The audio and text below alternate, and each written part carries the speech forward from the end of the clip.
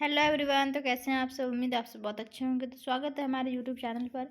तो आज हम पढ़ने वाले कक्षा 7 की अध्याय 1, जिसमें से हमारा 2 पार्ट जो है कंप्लीट हो चुका है।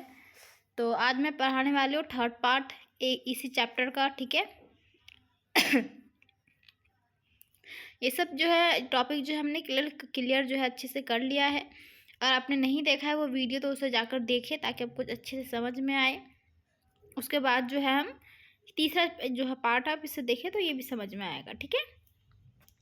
तो ये सब में हमने काफ़ी अच्छे से समझा कैसे कैसे इतिहासकार किन चीज़ों से, किन ग्रंथों से, वस्तुओं से कैसे इतिहासकार हर चीज़ को खोजते हैं। ठीक है।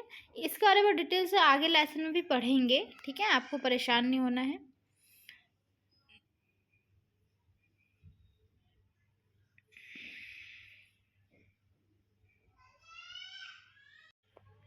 चलिए तो टॉपिक पर आते हैं। यहाँ से हम आज पढ़ने वाले हैं नए सामाजिक और राजनीतिक समूह। ठीक है। थोड़ा तबीयत ठीक नहीं है, फिर भी मैं आपको पढ़ा रही हूँ। ठीक है। आप जो है अच्छे सबको ध्यान से सुनना है क्या है ये। चलिए देखते चलते हैं। सन 700 और 750 के बीच के 1000 वर्षों का अध्ययन इतिहासकारों के आगे भारी चुनौती रखता है। यानी कि इतना जो हुआ, एक इतिहासकार जो है जो इतिहास को लिख रहा है, हर चीज़ को जान रहा है, उसका छानबीन मतलब जो हर चीज़ वो छानबीन कर रहा है, उसके लिए एक बहुत बड़ी एक भारी चुनौती है ये।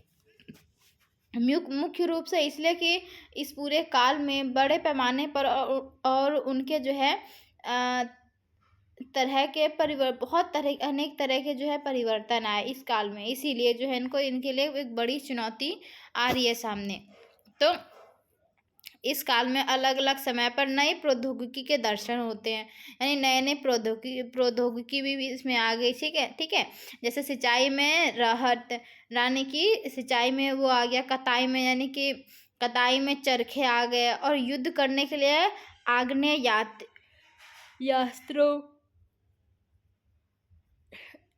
आग्नेयास्त्रों का मतलब होता है बारूद वाले हथियार का इस्तेमाल। ठीक है। कितना बदल गया है, बहुत तरह की चेंजिंग आती है। इसी वजह से जो है इनके लिए एक चुनौती थी, क्योंकि देखो पूरे काल में एक बड़ा पैमाने पर अनेक तरह की परिवर्तन आ गए। ठीक है। पहला परिवर्तन आया कि अलग अलग समय पर जो है नई प्रौद्योगिकी के दर्शन मिल गए। अलग अलग प्रौद्योगिकी आ गई। फिर सिंचाई में बदलाव आया कि कताई में आया, चरखे वगैरह आ गए। और युद्ध में भी आ गया, युद्ध के सामानों में है ना बारूद वगैरह आ गया। तो उपमहाद्वीप, इस उपमहाद्वीप में नई तरह का जो है खान पान भी आया, जैसे आलू, मक्का, मिर्ची, चाय और कॉफ़ी। ये याद रखने पूछा जाएगा। ठीक है। तो ये सब चीज़ें जो है खाने में, ये सब चीज़ें जो है नई नई चीज़ें आ गई विदेशों से। तो ध्यान रहे कि ये तमाम परिवर्तन कब आई, नई प्रौद्योगिकियाँ और फसलें उन लोगों के साथ आए जो नए विचार भी लेकर आए। ठीक है। ये सारे परिवर्तन आए तभी जब लोग भी कहीं से नए लोग आए, नए विचार लेकर आए, या फिर कोई लोग घूमने जाते थे वहाँ से कोई नई विचार वगैरह लेकर आते थे, तो वहाँ की खान पान और हर चीज़ को जो है वहाँ से सीख कर आते थे।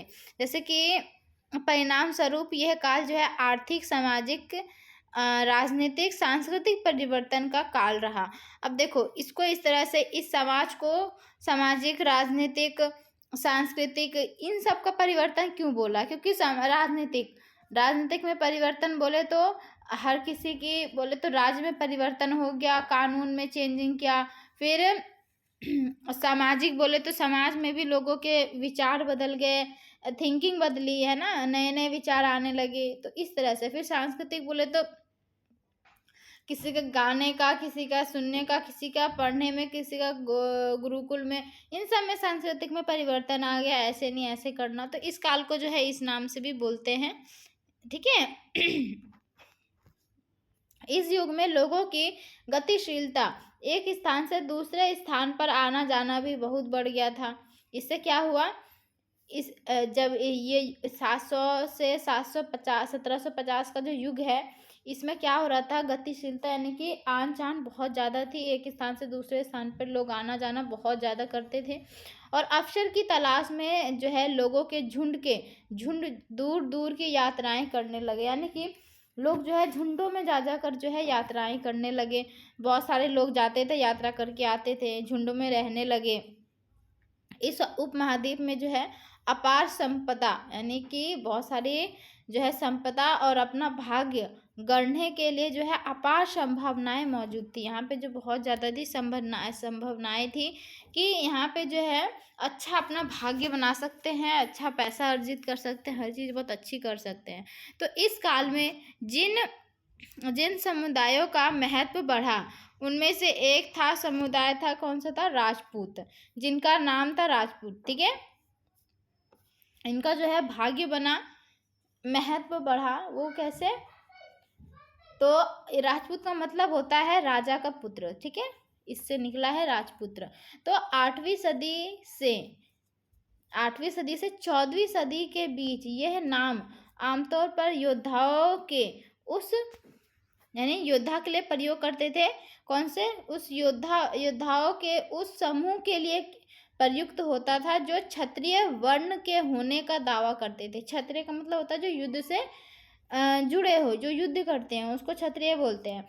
तो योद्धा जिसके लिए इस्तेमाल करते थे,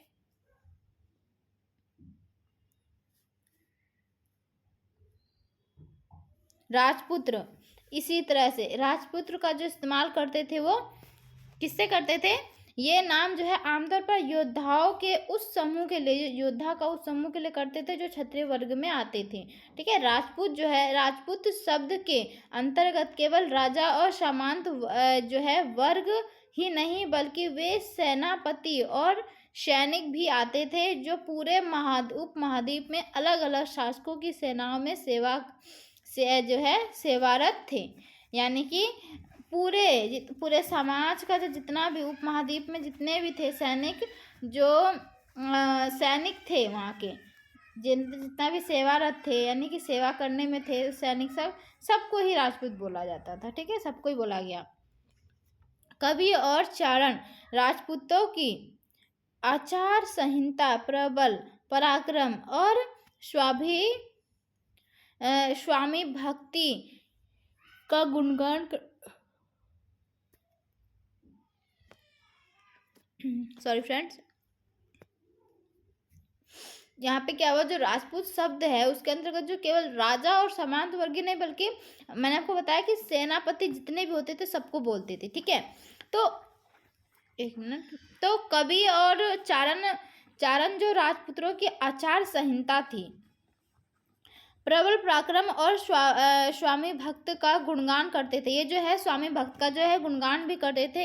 इस युग में राजनीतिक दृष्टि से महत्व जो है हासिल करने के अवसरों का लाभ मराठा, सिख, जाट, अहोम और कायस्थ, मुख्यतः लिपिकों और मुखियों का कार्य करने वाली जाति, जो अहोम और कायस्थ थी, ये जो है मुखियों का काम करने वाली जाति थी ये।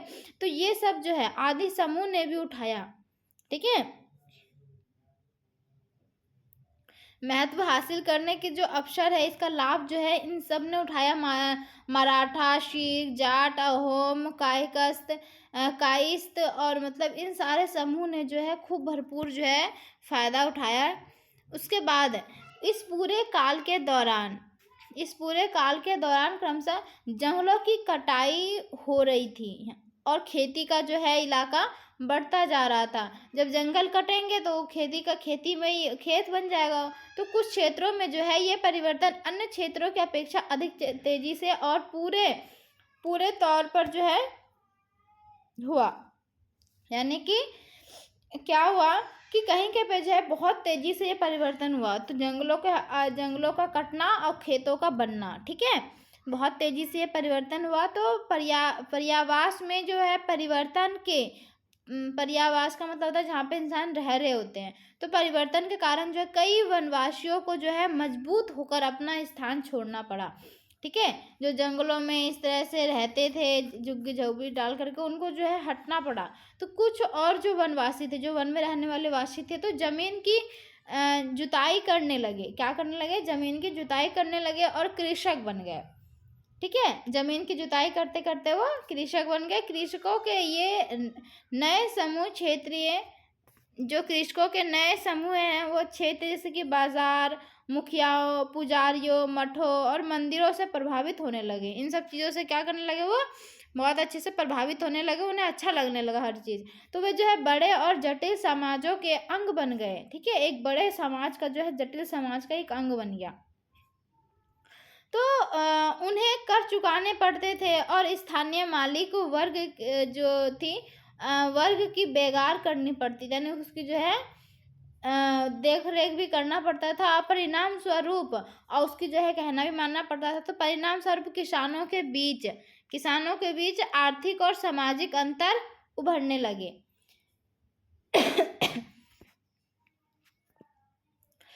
अब देखो किसान के बीच क्या हुआ, आर्थिक और सामाजिक। आर्थिक बोले तो जब वो फसल करने लगे, कृषि करने को, उनको कुछ ना कुछ उनको देते थे तो आर्थिक तरक्की हुई। सामान को बेचते थे, उससे भी हुई। सामाजिक में एक अच्छा मिल गया, अंतर उभरने लगे, बिल्कुल दोनों में अंतर आया। समाज में वो एक अब नाम कराने लगे, एक कृषि के नाम से जानने लगे। तो ये सब होता है, किसान है ये। तो कुछ के पास ज़्यादा उपजाऊ ज़मीन होती थी, जो कुछ लोग होते थे, कुछ के पास क्या होती थी, ज़्यादा उपजाऊ ज़मीन होती थी। और कुछ लोग जो है मवेशी भी पालते थे, यानी कि मवेशियों को भी पालते थे। और कुछ लोग जो है खेती से खाली समय में दस्तकारी आदि का कुछ काम कर लेते थे। मतलब वो फ्री नहीं रहने लगे, वो कुछ ना कुछ काम करने लगे वक्त के साथ साथ। ठीक है, तो जैसे जैसे समाज में अंतर बढ़ने लगा तो ये सब होगा, तो अंतर तो होगा ही, परिवर्तन तो आएगा ही, परिवर्तन आने लगा। तो जब अंतर बढ़ने लगा तो लोग जातियों और उपजातियों में बांटे जाने लगे। एक उनका जाति बनने लगा, एक उपजाति बनने लगा, दोनों में जो है बांटे जाने लगे। और उनकी पृष्ठभूमि और व्यवसाय, यानी कि जो वो काम करते थे, उनके जो जहाँ पे वो रहते थे, पृष्ठभूमि थी उनकी, फिर व्यवसाय जो वो वहाँ पे काम करते थे, उसके आधार पर, ठीक है, उन्हें जो है समाज में ऊंचा या नीचा दर्जा दिया जाने लगा। यानी कि वो जिस तरह का काम करेगा, अगर छोटे दर्जे का काम करेगा तो उनको जो है नीचा बोला जाएगा, और जो जो बड़े दर्जे का काम करेगा उन्हें ऊंची जात की बोली जाएगी। इस तरह से उनका जो है बंटवारा कर दिया गया। ठीक है, फिर जो उनके संतानें हुई तो वो उसी जाति से जाने लगी। तो इस तरह से हुआ था स्टार्टिंग से। तो ये दर्जे जो है स्थानीय नहीं थे, यानी कि ऐसा नहीं कि स्थानीय है कि यहाँ पे है यहाँ पे नहीं है। तो किसी जाति जो है किसी जाति विशेष के सदस्यों के हाथों में कितनी सत्ता, प्रभाव और संसाधनों का नियंत्रण है, वो भी देखते थे। ठीक है, सिर्फ वो नहीं कि स्थान पर है यहाँ पे तो स्थानीय नहीं होते थे। किसी जाति के विशेष के सदस्यों के हाथों में कितनी सत्ता, प्रभाव और संसाधन का नियंत्रण है, कितने तो नियंत्रण अपने हाथ में रखा है, इसके आधार पर उनके दर्जे बदलते रहते थे। यानी कि जिसने जितना भी अर्जित किया, जैसे कि किसी के पास अभी 100 गज जमीन है, फिर 100 गज हो गई, मतलब फिर और उनके पास जो है गज और बढ़ती गई, धन में ज़्यादा इनाफ जो है फायदा हुआ, तो फिर उनका जो है एक रुतबा अलग बन जाएगा, तो उन्हें जो है ऊंची जाति का दर्जा दिया जाएगा। तो इस तरह से करते थे, उनका दर्जे जो है बदलते रहते, कोई स्थायी नहीं था। एक ही जाति का किसी क्षेत्र में कोई दर्जा हो सकता है, एक ही क्षेत्र में। ठीक है, अब था जैसे कि तुम कुछ भी काम करते हो, उसमें आगे बढ़ोगे, पैसे अर्जित करोगे, तो ज़्यादा थोड़ा सा पैसे वाले आदमी धनी में आओगे, तो आपका जो है ऊंची जाति में चले जाओगे। इस तरह से था उसमें उस समय। ठीक है, तो ऐसा ही था कि कोई भी दर्जा, मतलब जैसे कि मेरा अभी कम दर्जा है मान लो, या तुम्हारा कम दर्जा है, तो एक टाइम पे क्या होगा, तुम एक ही समाज में रह रहे हो, लेकिन तुम्हारा दर्जा जो है बदल सकता है, ज़्यादा भी हो सकता है या फिर कम भी हो सकता है। ठीक है, ऐसा था।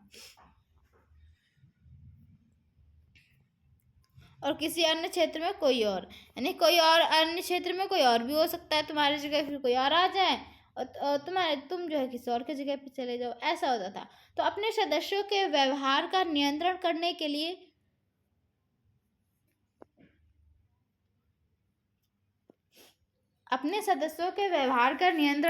लिए क्या करते थे वो, जातियां जो है स्वयं अपने अपने नियम बनाती थी। जाति जितनी भी होती थी वो अपने अपने नियम खुद ही बनाते थे, जो नियम आज तक हम भुगत रहे हैं। ठीक है, तो देखो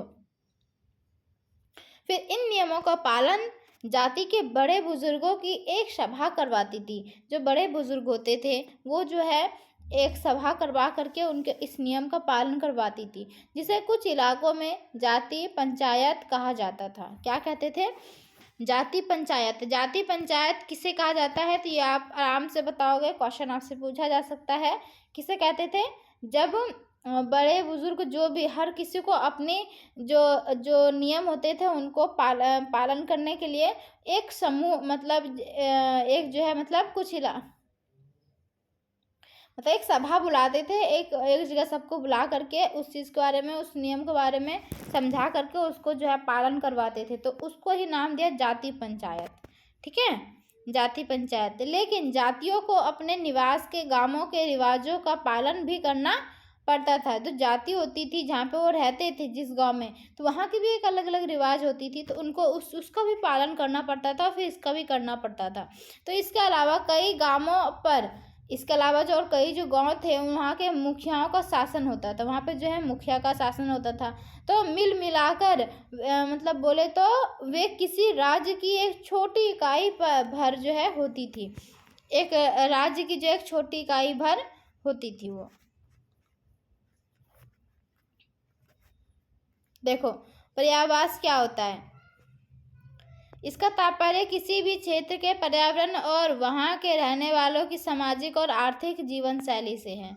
ठीक है, जहाँ जो लोग जहाँ पे रहते हैं किस तरह की वहाँ पे हर चीज़ कैसी उपलब्ध है उनको,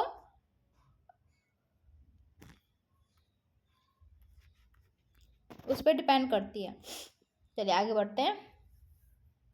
इस अनुभाग में जो प्रौद्योगिकी, आर्थिक, सामाजिक और सांस्कृतिक परिवर्तन वर्णित है उनमें से है कौन कौन से परिवर्तन आपकी समझ में आपके शहर या गांव में सबसे महत्वपूर्ण रहे हैं? ये क्वेश्चन है। ठीक है, चलो आगे बढ़ते हैं। आगे आता है क्षेत्र और साम्राज्य। क्षेत्र और साम्राज्य का क्या मतलब है, क्या तात्पर्य है, इसे अब पढ़ के हमें पता चलेगा। ठीक है, किसका किसका क्षेत्र था, कौन सा क्षेत्र का कौन साम्राज्य था, इसके बारे में है यहाँ पे थोड़ा सा है। इसके बारे में जो है हम आगे अध्याय में जो इसके बारे में डिटेल से पढ़ेंगे। तो देखो चौल अध्ययन 2, ठीक है, अध्ययन 2 में हम पढ़ेंगे चौल के बारे में। फिर तुगलक अध्याय 3 में, या मुगल या अध्याय 4 में। जैसे बड़े बड़े राज्यों के अंतर्गत कई सारे क्षेत्र आ जाते थे, बहुत सारे क्षेत्र आते थे। दिल्ली के सुल्तान गयासुद्दीन बलबन, गयासुद्दीन जो बलबन है ये 1266 से 1287 की प्रशंसा में एक सांस्कृतिक प्रस्ती के उदाहरण के लिए जो है अध्ययन 2 देखिए, मतलब 2 हम दूसरे पार्ट में इसके बारे में अच्छे से पढ़ेंगे। यहाँ पे थोड़ा थोड़ा सा बताया गया है कि जो बड़े बड़े राज्य है इसके अंतर्गत जो है कई सारे क्षेत्र आ जाते हैं। जैसे दिल्ली के उसमें से सुल्तान भी है एक, गयासुद्दीन बलबन भी है। ठीक है, इसकी प्रशंसा एक जो है संस्कृत प्रशस्ति में, यानी एक जो है उसमें जो है एक विशाल साम्राज्य का शासन बताया गया है। इसके बारे में अच्छे से डिटेल में बताया गया है। तो जो पूर्व में बंगाल से लेकर के पश्चिम में अफगानिस्तान के गजनी तक जो है इसका इलाका फैला हुआ था। ठीक है, ये फैला हुआ था, इसका मतलब शासन चलता था, इसका शासन था। कहाँ से? जो पूर्व में बंगाल से लेकर के पश्चिम में अफगानिस्तान के गजनी तक जो है, गज्जन भी इसको बोलते हैं, वहाँ तक जो है फैला हुआ था। और जिसमें संपूर्ण दक्षिण भारत यानी द्रविड़ जिसे बोलते हैं, दक्षिण भारत का जितना भी नीचे पठार वाला हिस्सा होता है ये वाला, उसमें फिर यहाँ तक भी आ जाता था, यहाँ तक इसका पूरा इलाका था। ठीक है, यहाँ मैप में देखो तो मैप में दिखाऊं आपको, इस इलाके को कहा जा रहा है।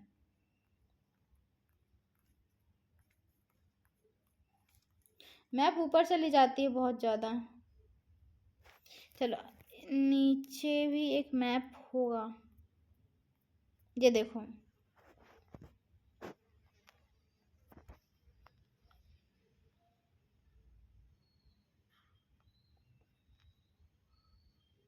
ये जो आपको मैप दिख रहा है, जैसे कि थर्ड जो है ये मुल्तान का है। ये सारा जो है बता रखा कहाँ कहाँ पे किसका किसका शासन था, वो आप यहाँ पे देख करके इसका पता कर सकते हो कि कौन सा किसका शासन यहाँ पे था, नाम दिया हुआ है। तो यहाँ पे क्या है, ये सारे जो है ऐसे ऐसे इलाकों में जो अपना कब्जा जमा के रखा था, यानी कि अफगानिस्तान से गजनी तक फैला हुआ था, और जिसमें संपूर्ण जो दक्षिण भारत है वो भी आ जाता था, यानी कि ये वाला भाग जो है इधर भी फैला रखा था अफगानिस्तान की तरफ, और जो जो नीचे वाला हिस्सा है ये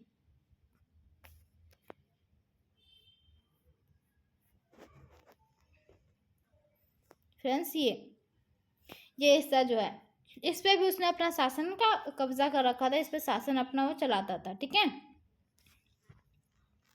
इसके बाद देखें तो गौड़, आंध्र, केरल, कर्नाटक, महाराष्ट्र और गुजरात आदि भिन्न भिन्न क्षेत्रों के लोग जो है उसकी जो है सेना क्या करते थे, सेना के आगे जो है पलायन कर जाते थे, यानी कि उस सेना के आगे जो है पलायन कर जाते थे। और इतिहासकार विजयी अभियान के इन दावों को अतिशयोक्तिपूर्ण मानते थे, यानी कि सबसे अच्छा जो है अलग जो है उसको मानते थे, सबसे उसका अच्छा मानते थे। और साथ ही वे ये समझाने की कोशिश भी करने लगे रहते, मतलब कोशिश में भी हमेशा जो है लगे रहते थे कि शासक जो है शासक लोग इस उपमहाद्वीप के भिन्न भिन्न भागों पर अपने अधिकार का उल्लेख क्यों करते रहते हैं, यानी क्यों आप उस वहाँ के अधिकार के बारे में बताते रहते हैं। यहाँ पे ऐसा कुछ भी नहीं था, यहाँ पे सिर्फ है कि हम इसके बारे में जो है डिटेल में आगे अध्याय में पढ़ेंगे, इन सब के बारे में, चोल के बारे में, और भी जो है मुगल, तुगलक, ये सब के बारे में जो है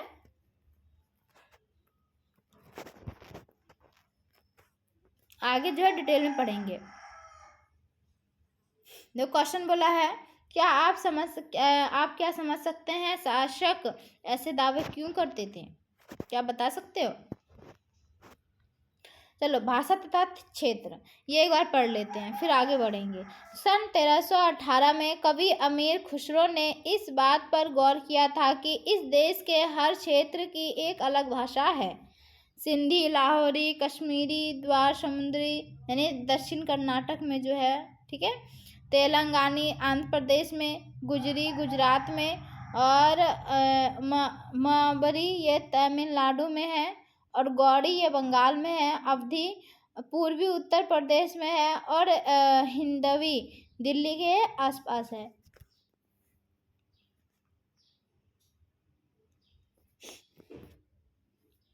अमीर खुसरी ने आगे बतलाया है कि इन भाषाओं के विपरीत एक भाषा संस्कृत भी है। इन जो भी भाषाएं थी वो सब अलग अलग समाज में भाषा बोलते थे, तो बोला कि इन सब भाषाओं के अलावा एक जो है भाषा संस्कृत भी है, जो किसी विशेष क्षेत्र की भाषा नहीं है, एक विशेष क्षेत्र की भाषा नहीं है वो, ये जो है एक प्राचीन भाषा यानी सबसे पुरानी भाषा है ये, जिसे केवल ब्राह्मण जानते हैं, आम जनता नहीं। केवल ब्राह्मण ही जानते हैं इस भाषा को, आम जनता उस बारे में नहीं जानती। तो अमीर खुसरो द्वारा उल्लेखित भाषाओं की एक सूची बनाई है, और एक सूची उन भाषाओं के नाम की बनाई है जो उनके द्वारा उल्लेखित क्षेत्रों में आज बोली जाती है। जो नाम एक से हैं उन्हें रेखांकित कीजिए, जो कि जो है और नामों से भिन्न है उनके चारों ओर घेरा खींच लीजिए। समय के साथ साथ भाषाओं के बाद नाम जो है बदल गए, बिल्कुल हर चीज़ जो है समय के साथ बदल गया। चलिए तो आगे बढ़ते हैं। इसमें हमने यही देखा कि हर चीज़ किस तरह से कैसे कैसे बदलता है, कौन से राज्य कहाँ पर है, ठीक है, यही चीज़ था। अब यहाँ पे है सन 700 तक कई क्षेत्रों के अपने अपने भौगोलिक आयाम तय हो चुके थे, ठीक है। 700 तक जो है कई क्षेत्रों के जो है अपने अपने भूगोल यानी अपना अपना हर चीज़ जो है अपना अपना हो गया था। आयाम जो है तय हो चुके थे और उनकी अपनी भाषा तथा सांस्कृतिक विशेषताएं स्पष्ट हो गई थी। यानी कि उनके जो है अपना एक भाषा हो गया था, सांस्कृतिक विशेषताएं जो है स्पष्ट हो गई, यानी अच्छे से जान लिए। जो हम अध्याय 7 में आपको इनके बारे में और अधिक जानकारी मिलेगी। ये क्षेत्र जो है विशेष शासक राजवंशों से भी जुड़े हुए थे। इन राजाओं के बीच काफ़ी टकराहटें चलती रहती थी। कभी कभी चोल, खलजी, तुगलक और मुगल जैसे राजवंश अनेक क्षेत्रों में फैला एक विशाल साम्राज्य भी खड़ा कर लेते थे। ठीक है, इस तरह से ये सब करते थे। ये सभी साम्राज्य समान रूप से जो है स्थिर या सफल नहीं हो पाते थे। इस तरह से होता था। और 18वीं सदी में, वो तो हमारा 700 की सदी में पढ़ रहे थे। 18वीं सदी के मुगल वंश पतन के ढलान पर था, यानी कि वो पतन होने वाला था, उस पर ढलान पे था। फलस्वरूप क्षेत्रीय, इसमें जो हम छोटे छोटे थोड़ा सा इसमें पढ़ रहे हैं, ठीक है, मुगल के बारे में, चोल के बारे में थोड़ा सा इसमें पढ़ रहे हैं, ज़्यादा नहीं पढ़ रहे हैं। तो यहाँ पे बताया जा रहा 18वीं सदी में जो है मुगल वंश का जो पतन होने पर जो आ गया था, ढलान पर आ गया था। और फलस्वरूप जो है क्षेत्रीय, यानी कि अगर लास्ट में देखा जाए तो क्षेत्रीय राजा फिर से उभरने लगे। जो क्षेत्र के राजा थे वो फिर से उभरने लगे। हम अध्याय 8 में इसके बारे में पढ़ेंगे। लेकिन वर्षों से, यानी कि सालों से जो सर्व क्षेत्रीय, यानी कि जो सबसे अच्छा सर्व क्षेत्रीय साम्राज्यों का शासन चल रहा था, जो शुरू से चलता आ रहा था, उससे जो है क्षेत्रों की प्रकृति बदल गई थी। उससे क्या हुआ, जो क्षेत्र की जो प्रकृति के वो बदल गई। उन पर कई छोटे बड़े राज्यों का शासन चलता रहता था। उन पर जो है कई जो है छोटे बड़े राज्यों का शासन चलता रहता था। और उन राजाओं की बहुत सी बातें जो है इस उपमहाद्वीप के अधिकतर भाग पर फैले हुए थे। इन क्षेत्रों को जो फैले, मतलब उनकी जो है छोटी छोटी बातें, बहुत सारी बातें होती थी जो फैल जाती थी, एक दूसरे से फैली जाती है। तो इन क्षेत्रों को जो है विरासत में मिली थी। ये क्षेत्र क्या होता है, इनको विरासत में मिली।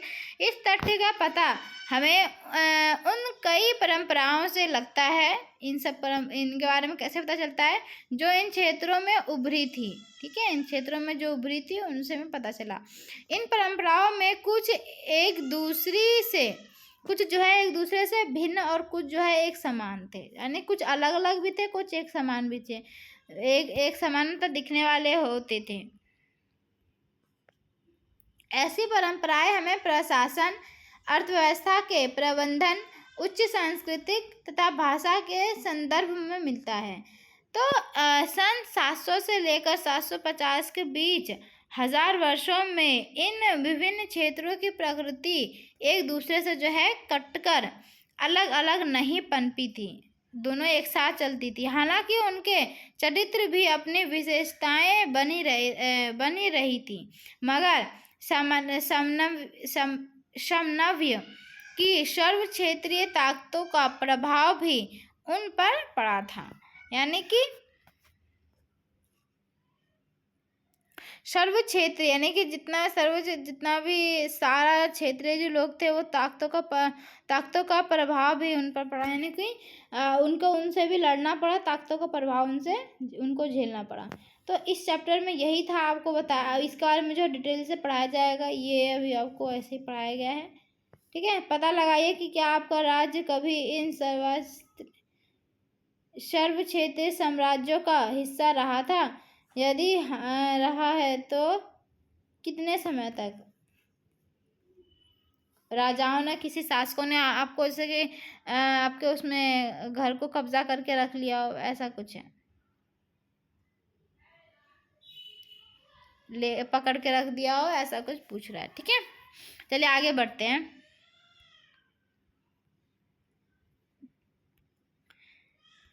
आगे फ्रेंड्स मैं आपको ये 4th पार्ट में पढ़ाऊंगी, क्योंकि ये लेसन मैं आपको पहले ही बता चुकी हूँ, बहुत लंबा है। मैं नहीं चाहती आपको जल्दी जल्दी कुछ भी पढ़ा के निकल जाऊँ, तो ये जो है लास्ट पार्ट में आपको ख़त्म ही कर दूँगी। ठीक है, या पढ़ा दूँ, अगर आप पढ़ लेते हो तो मैं पढ़ा देती हूँ। ओके, चलो देख लेते हैं। पुराने और नए धर्म। पुराने और नए धर्म में क्या फ़र्क है, कैसे कैसे क्या आया, वो जान लेते हैं इसमें। ठीक है, इतिहास के जिन 1000 वर्षों की पड़ताल हम कर रहे हैं, यानी 1000 वर्षों के बारे में जो भी हम देख रहे हैं, पढ़ रहे हैं, हर चीज़ जान रहे हैं, तो इनके दौरान धार्मिक परंपराओं में कई बड़े परिवर्तन आए, यानी कि धार्मिक में भी जब हर चीज़ में परिवर्तन आ रहा था तो धर्म में भी आया, ठीक है, धर्म में भी परिवर्तन आया। तो दैनिक तत्व में लोगों की आस्था कभी कभी बिल्कुल ही व्यक्तित्व स्थित स्तर पर होती थी, मगर आमतौर पर जो है इस आस्था का स्वरूप सामूहिक होता था, यानी कि सामूहिक यानी कि सब समूह में करके जो है धार्मिक पे, यानी कि सारे ब्राह्मण मिल करके पूजा यातना करते थे, ऐसा वैसा कुछ समूह में करते थे। किसी दैनिक तत्व में सामूहिक आस्था, यानी कि दैनिक तत्व में क्या हुआ, सामूहिक आस्था करने लगे, यानी धर्म प्रांतः स्थानीय समुदायों के सामाजिक और आर्थिक संगठन से संबंधित होती थी, यानी कि इससे सामाजिक और आर्थिक से जो संगठन होती थी उससे संबंधित होती थी, धर्म भी जो होता था पहले। जैसे जैसे इन समुदायों का सामाजिक संसार बदलता गया, वैसे ही इनकी आस्थाओं में भी परिवर्तन आता गया, यानी कि समाज में परिवर्तन आया तो आस्था में परिवर्तन आ गया। तो आज हम जिसे हिंदू धर्म कहते हैं, ठीक है, जिसे हम हिंदू धर्म कहते हैं, उसमें भी इसी युग में महत्वपूर्ण जो है बदलाव आया। हिंदू युग में भी हिंदू जो शब्द है उसमें भी बहुत ज़्यादा बदलाव आया। तो इन परिवर्तनों में से कुछ थे नई जो है देवी देवताओं की पूजा करने लगे, राजाओं द्वारा मंदिरों का निर्माण, और समाज में जो है पुरोहितों के रूप में जो है ब्राह्मणों का बढ़ता महत्व है, ब्राह्मण को जो है अच्छा महत्व सब लोग देने लगे, महत्व उनका बढ़ती गई। और बढ़ती जो है सत्ता भी जो है बढ़ती गई, ठीक है, आदि वगैरह सारे जो है ये सब होता गया। अब यही सब बताओगे उस समय कैसे कैसे होता था। तो संस्कृत ग्रंथों के ज्ञान के कारण समाज में जो है ब्राह्मणों का बड़ा आदर होता था, जो ब्राह्मण होते थे उनका बहुत आदर करते थे। इनके संरक्षक थे, यानी कि उसका जो है रक्षा करने के लिए लग जाते थे। सोचो, ब्राह्मण का इतना ज़्यादा रिस्पेक्ट करते थे वो सब। अब तो ढोंगी बोल देते हैं सब, है ना। नए नए शासक जो स्वयं प्रतिष्ठा की चाह में थे, जो नए नए शासक थे वो खुद अपनी प्रतिष्ठा की चाह में थे। तो इन संरक्षकों का समर्थन होने के कारण, जो समर्थन दे रहे थे संरक्षकों का, तो समाज में इनका जो है दबदबा और भी बढ़ गया। इन समाज में जो है इन लोगों का ही दबदबा सारा बढ़ गया, जो ब्राह्मणों का संरक्षण होते थे उनको। देखो, संरक्षक किसको बोलते हैं? कोई प्रभावशाली धनी व्यक्ति जो किसी कलाकार, शिल्पकार, विद्वान या अभिजात जैसे किसी अन्य व्यक्ति को जो है मदद या सहारा देते हैं, ठीक है, उनके लिए। तो इनका जो है दबदबा बढ़ गया था, ठीक है।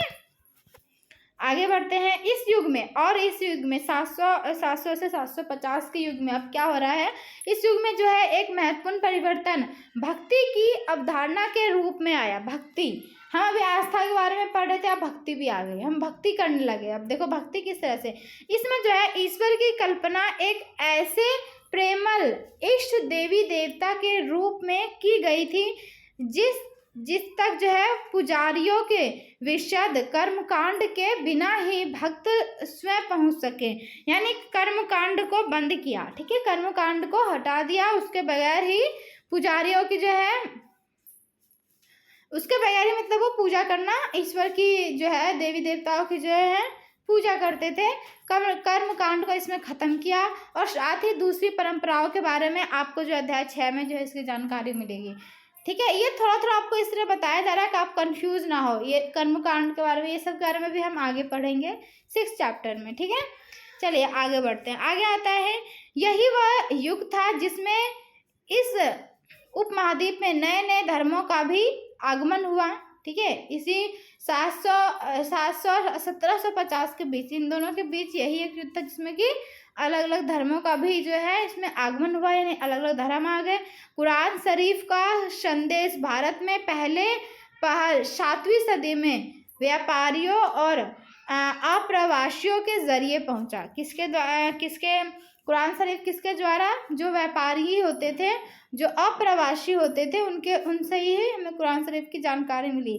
तो मुसलमान कुरान शरीफ को अपना जो है धर्म ग्रंथ मानते हैं। जो मुसलमान होते हैं उनका धर्म ग्रंथ कौन सा पुस्तक है? कुरान शरीफ है, ठीक है।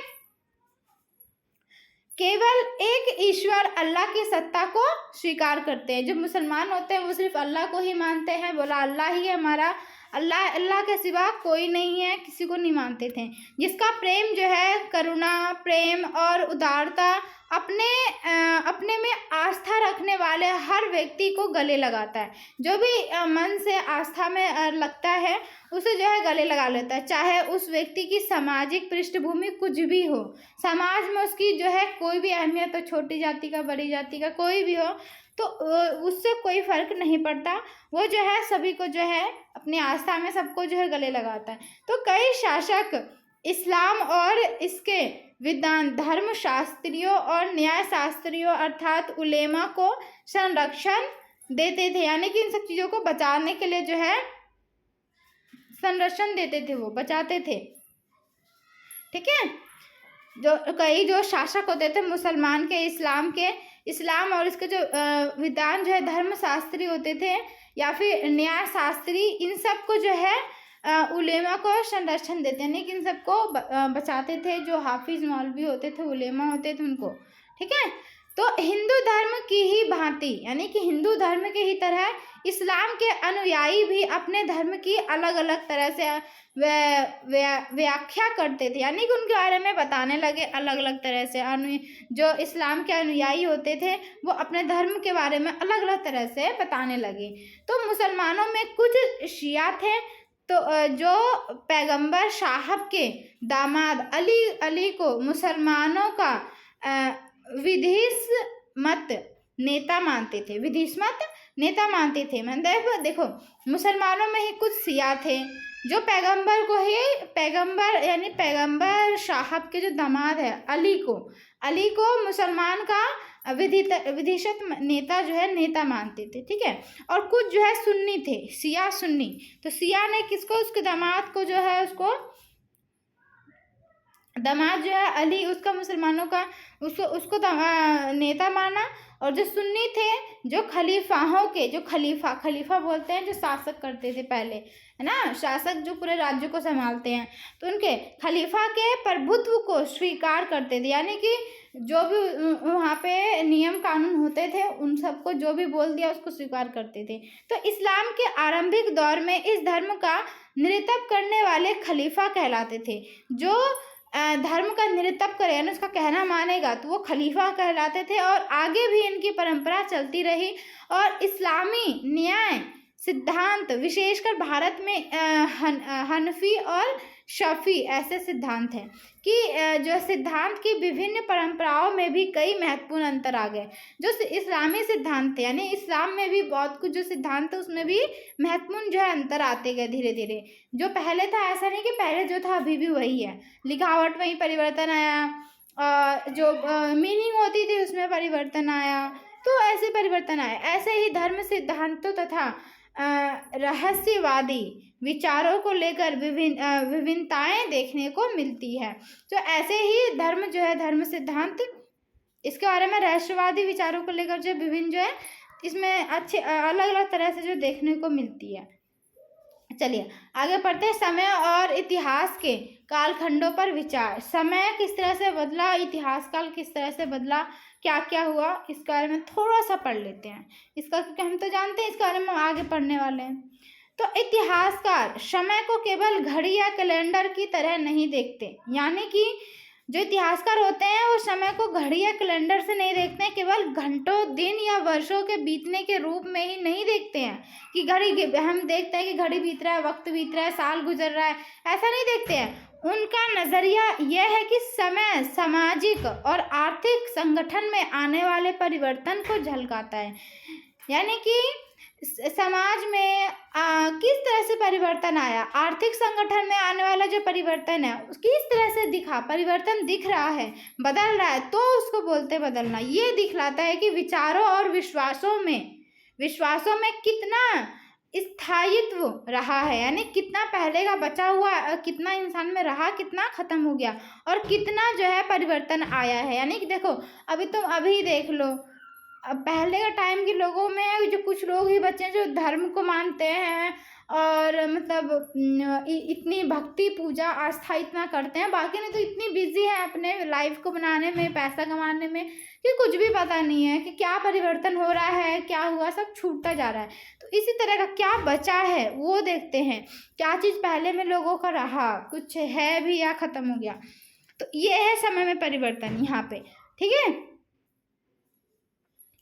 कितना परिवर्तन है, यदि अतीत को समान विशेषता रखने वाले कुछ बड़े बड़े हिस्सों, युगों या कालों में बांट दिया जाए तो समय का अध्ययन कुछ समान हो जाता है। यानी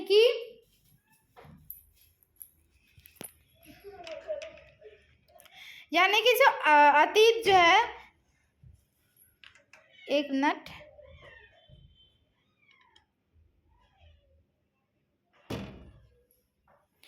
हाँ, तो अतीत जो है जिसको जो समान विशेषता रखने वाले कुछ जो बड़े बड़े हिस्सों, युगों या कालों में बांट दिए जाए, इसको जो है जो मानते हैं इसको अलग अलग कालों में बांट दिया जाए तो समय का अध्ययन जो कुछ आसान हो जाता है। यानी अलग अलग इसको बांट देते हैं तो इसका जो है अध्ययन करने में आसानी मिल जाती है कि धर्म में कैसा परिवर्तन आया, समाज में कैसा आया, आर्थिक में कैसे आया, सांस्कृतिक में कैसा आया। सब अलग अलग करेंगे तो उनको जो है आराम से जो अच्छे से समझ में आएगा, आसानी हो जाएगी अध्ययन करने में, ठीक है। अब देखो 19वीं सदी के मध्य में अंग्रेज इतिहासकार जो अंग्रेज थे, उसके जो इतिहासकारों ने भारत के इतिहास को 3 युगों में बांटा था। कौन से? हिंदू, मुस्लिम और ब्रिटिश, ठीक है। ये किसने बांटा? जो अंग्रेज के इतिहासकार थे उन्होंने बांटा। ये 19वीं सदी में ये परिवर्तन आया। तो इसमें क्या किया, मुसलमान और हिंदू और ब्रिटिश इन भागों में बांट दिए। तो ये विभाजन इस विचार पर आधारित था कि शासकों का धर्म ही एकमात्र महत्वपूर्ण ऐतिहासिक परिवर्तन होता है। यानी कि शासक का ही धर्म एकमात्र महत्वपूर्ण ऐतिहासिक परिवर्तन होता है। जो शासक होता है उसका जब वो अपना धर्म को बदलता है तो उसका देखो क्या होता है, जब परिवर्तन होता है और अर्थव्यवस्था, समाज और सांस्कृतिक में और कोई भी महत्वपूर्ण बदलाव नहीं आता, ठीक है। मतलब अर्थव्यवस्था, समाज, संस्कृति में कोई भी बदलाव नहीं आता, महत्वपूर्ण बदलाव नहीं आता है। तो इस दृष्टिकोण में इस उपमहाद्वीप की अपार विविधता की भी उपेक्षा हो जाती है। तो इस काल में विभाजन को आज बहुत कम जो है इतिहासकार ही स्वीकार करते हैं, ठीक है। बहुत कम जो है इतिहासकार ऐसा स्वीकार जो है करते हैं। अधिकतर इतिहासकार जो होते हैं वो आर्थिक तथा सामाजिक कारकों के आधार पर ही, यानी कि वो अब क्या करते हैं, आप जो आज के इतिहासकार है वो सिर्फ सामाजिक कारकों के आधार पर और आर्थिक के आधार पर, इन दोनों के आधार पर जो है अतीत के विभिन्न कालखंडों की विशेषता जो है तय करते हैं कि इस तरह से अलग अलग। वो पहले के टाइम पे ऐसा नहीं करते थे, वो हर चीज़ को देखते थे, समाज में, सांस्कृतिक में, हर तरह से किस तरह से है। अब जो सिर्फ आर्थिक और सामाजिक कारकों के आधार पर ही कर देते हैं, कालखंडों की विशेषता जो है तय करते हैं। तो पिछले साल आपने जो इतिहास पढ़े थे, ये जो हमने 6 में पढ़ा, उसमें जो है प्राचीन समाजों के कई प्रकारों का समावेश था, यानी कि बहुत सारे प्रकार का मिला हुआ था, समावेश था। जैसे शिकारी संग्राहक जो शिकार करते थे, और संग्राहक बोले तो जो फल फ्रूट या जानवरों को ही मारते थे, उनका जो है संग्रहण करके रखते थे। तो प्रारंभिक दौर के दृष्टिकर्मी शहरों और गांवों के निवासी, जो शहर और गांव के निवासी होते थे, वो प्रारंभिक दौर के राज्य और साम्राज्य, ठीक है, राज्य और साम्राज्य के नाम से जाना जाता था। तो इस काल आप जो इतिहास पढ़ेंगे इस बार, जो 7th में आप पढ़ रहे हैं उसे प्रधानतः मध्यकालीन इतिहास कहा जाता है। ये जो हम पढ़ रहे हैं ये हमारा मध्यकालीन इतिहास है, जो हम आगे अब दूसरे चैप्टर से पढ़ेंगे। इसमें आपको कृषक समाजों के विस्तार, क्षेत्रीय और साम्राज्य के राज्यों के उदय, कभी कभी तो ग्रामवासियों और वनवासियों की कीमत पर प्रधान धर्मों के रूप में हिंदू धर्म, इस्लाम धर्म के विकास और यूरोप से व्यापारियों, कंपनियों के आगमन के बारे में और विस्तार से जानकारी मिलेगी। हम जो है इन सब के बारे में ही अच्छे से पढ़ने वाले हैं इसमें, ठीक है, ये बताएगा। तो भारत के इतिहास के ये 1000 साल अनेक बदलावों के साक्षी रहे हैं। ये जो है बदलाव जो है हमेशा ही जो है अनेक बदलावों के साक्षी रहे हैं भारत के इतिहास के, ठीक है। तो आखिर 16वीं और 18वीं शताब्दी 8वीं या 11वीं शताब्दी से काफ़ी भिन्न है, ठीक है। इसलिए इस सारी काल को एक ऐतिहासिक इकाई के रूप में देखना समस्याओं से खाली नहीं है, समस्या से खाली नहीं है अगर इसे देखा जाए तो। फिर मध्यकाल की तुलना प्रायतः आधुनिक काल से की जाती है, ठीक है। मध्यकाल की तुलना जो है आधुनिक काल से की जाती है। कैसे? जैसे कि अभी कैसा है, अभी इस तरह से है, हम कहेंगे नहीं जो कुछ दिन पहले बोलेंगे या कुछ साल पहले बोलेंगे ऐसा नहीं था। इस तरह से वो अंदाज़ा लगाकर लिखते हैं कि मध्यकाल की तुलना किससे करते हैं, वो आधुनिक काल से करते हैं। तो आधुनिकता के साथ भौतिक उन्नति यानी आधुनिकता होती है, फिर भौतिक उन्नति और बौद्धिक यानी कि बुद्धि का प्रगति यानी कि लोग किस तरह से अपना बुद्धि का इस्तेमाल करके आगे बढ़ा, उसका भाव जुड़ा हुआ होता है। इन सबको देखकर ही वो ऐसा मध्यकाल और आधुनिक काल को देखते हैं कि इसमें ऐसा था, अब ऐसा हो गया, ठीक है। इससे आज से यह निकलता है कि मध्यकाल रूढ़िवादी था।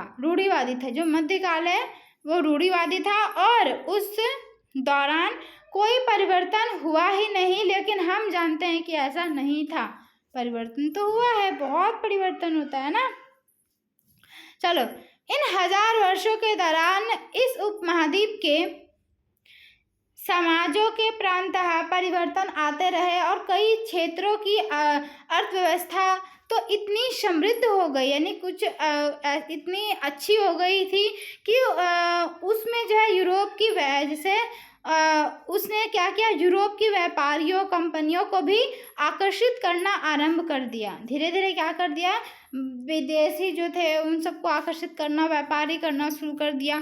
तो इस पुस्तक को पढ़ते समय आप परिवर्तन के चिन्हों तथा यहाँ सक्रिय ऐतिहासिक प्रक्रियाओं पर ध्यान देते चले, यानी कि हम ध्यान देते हुए चलना, आपको हर चीज़ को लेके चलना है, समाज में कैसे परिवर्तन आया हर चीज़ को लेके चलना, किस तरह से लोग आगे बढ़े। और जब भी संभव हो इस पुस्तक में आप जो पढ़ रहे हैं उसकी जो है तुलना आप पिछले वर्षों पढ़ी हुई बातों से करने की कोशिश करें, यानी कि जो आपको मैंने 6th क्लास में पढ़ाया है उन सब से जोड़ते हुए चलना, देखना किस तरह से इसमें परिवर्तन आया है। इसी तरह से इतिहासकार जो है अलग अलग देखते हैं कि पहले कैसा था अभी कैसा है, तो उस तरह से अलग अलग डिफरेंसेस निकालते हैं। आधुनिक में ऐसा था, मध्यकाल में ऐसा था, ठीक है। आगे बढ़ते हैं तो यह देखें कि बदलाव हुए और कहाँ नहीं, और आज जहाँ भी संभव हो, यानी कि जहाँ भी संभव हो ये देखना है कि बदलाव हुए हैं और कहाँ नहीं हुआ। और आज अपने आसपास की दुनिया पर नज़र डालकर भी ये देखें कि और भी क्या कुछ बदलता है या वैसा ही रहा है। बिल्कुल वक्त के साथ तो हर चीज़, आपने भी देखा होगा आपकी गली जैसी थी क्या वैसे ही अभी भी है, कुछ ना कुछ परिवर्तन आता ही रहता है इसमें तो, ठीक है। तो चलिए हमारा चैप्टर जो यहीं पे समाप्त होता है, ठीक है। अब जो है इसमें सिर्फ यही था कि हम आगे पढ़ने वाले जो जो चीज़ें हैं उसके बारे में थोड़ी थोड़ी सी बातें इसमें बताई गई है, ताकि आप कंफ्यूज ना हो। सडनली पढ़ोगे चैप्टर को तो आपको समझ में नहीं आएगा, तो अब जो है आपको समझने में आसानी होगी इस चैप्टर को देख लेते हो तो, ठीक है। ये आपका क्वेश्चन है, क्वेश्चन को आप आराम से कर सकते हो। जैसे अतीत में विदेशी किसे माना जाता था, विदेशी तो अभी हम जो दूसरे पड़ोसी देश से आते हैं उसको बोलते हैं, लेकिन अभी उस समय क्या था, जो दूसरे गांव के भी होते थे, पड़ोसी गांव के, तो उसका भी होता था, ठीक है। जो सही गलत बताना है ये आपको मैंने सही से पढ़ा दिया है, तो आपको अच्छे से इसको फिल कर लेना है। देखो अभिलेखकारों में रखे जाते थे किसको, दस्तावेजों को, है ना, और ये इसमें आपको बताना है। ये सब जो है आपके क्वेश्चन है, तो ये जो है अगर आपने अच्छे से सुना है तो ये सब जो है अच्छे से सॉल्व कर लोगे आप, ठीक है। चलिए तो अब मिलते हैं नेक्स्ट पार्ट में, आप सेकंड पार्ट में आपसे जो है मुलाकात होगी। अब यहीं तक, तो मिलते हैं हम नेक्स्ट पार्ट में। वीडियो अच्छी लगती है वीडियो को लाइक करें, शेयर करें एंड सब्सक्राइब करें। ओके।